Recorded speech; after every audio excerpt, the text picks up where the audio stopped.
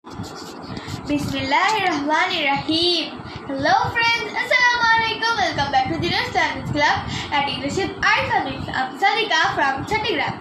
So friends, here are the 9 words with silent B. Doubt. বানান কি? D-O-U-B-T. Doubt অর্থাৎ সন্দেহ। ডাউট অর্থ সন্দেহ। তারপর subtle, S-U-B-T-L-E, subtle অর্থাৎ সূক্ষ্ম সূক্ষ্ম। প্লাম্বার প্লাম্বার প্লাম্বার বাংলায় আমরা বলতে পারি প্লাম্বার অর্থাৎ যারা আমাদের বাথরুমের কল তারপর যেগুলো কল ঠিক করে ওগুলো হচ্ছে যে প্লাম্বার। P-L-U-M-B-E-R, plumber plumber. খাম আমরা কম বলি, আমরা কিন্তু ভুল উচ্চারণ করতে হবে খাম খাম।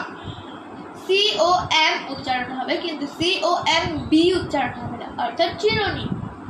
ক্লাইমার ক্লাইমার C-L-I-M-B-E-R, ক্লাইমার অর্থাৎ পর্বতারোহী পর্বতারোহী।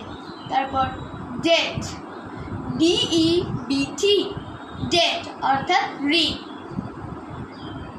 N-U-M-B, নাম সাইলেন্ট বি নাম আষাঢ় আষাঢ়।